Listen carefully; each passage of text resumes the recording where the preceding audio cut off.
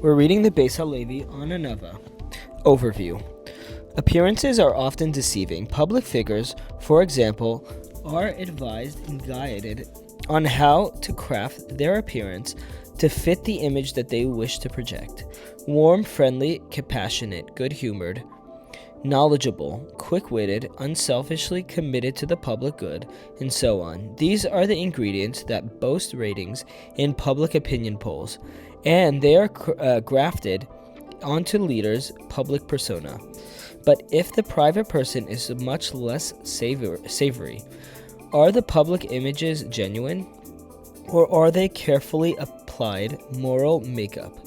The test is how our hero treats the subordinates in the office and how he reacts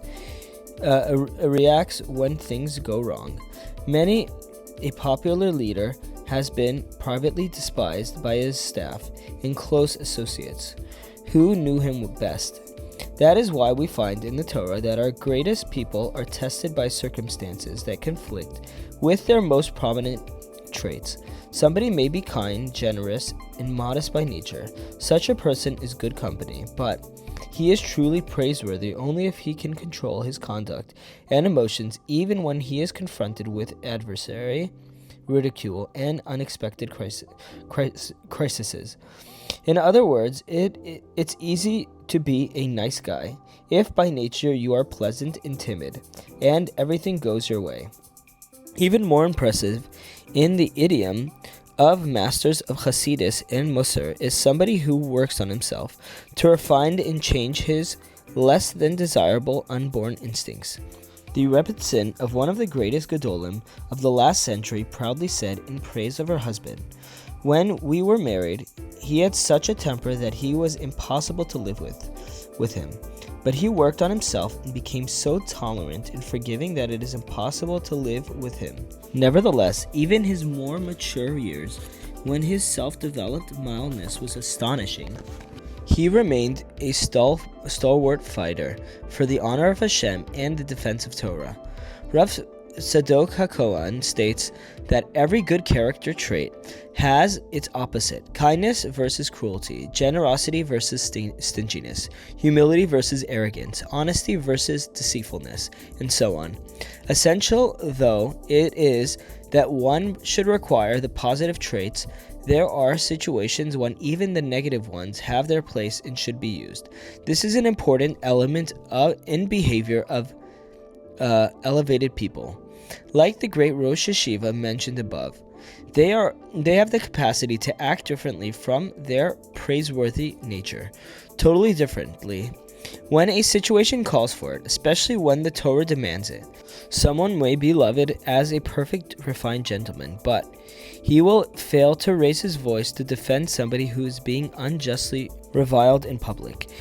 Will he uncharacteristically fight to defend the honor of Hashem and the Torah? When Hashem tests people, it is precisely in situations where they must go against their instincts. A classic example is King Shaul. He was the head and shoulders above his people, and he was a humble man who shunned honor.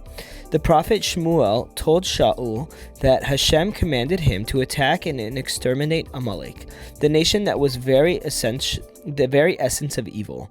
Could this great and gentle man lead his merciful nation to kill man and beast?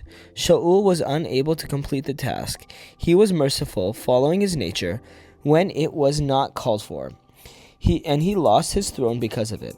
But when he was told falsely that the Kohanim of Lod had conspired against him, he believed the slander and had them executed. The sages taught, one who is merciful to the wicked people may well in the end become cruel to the righteous. Rabbi Yaakov Avinu was a personification of Torah and truth, but in his dealings with Esav and Lavan, he was forced to act deceivingly and to depart from the truth. That was his test. Could he overcome his nature when Hashem commanded it and when circumstances required it? And if he could, would that conduct erode his essential honesty and truthfulness?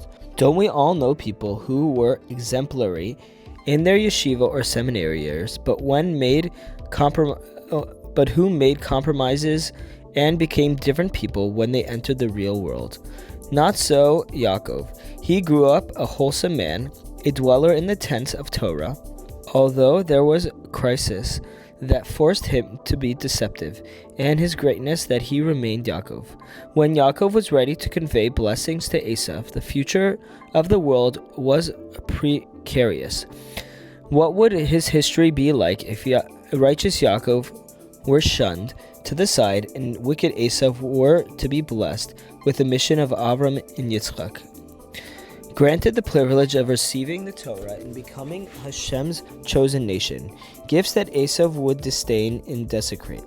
Yaakov's mother, Rivka, told him that he must deceive his blind father to receive the blessings. It was hard for him, but he knew that this was the will of Hashem. So he became Esav, but he remained Yaakov.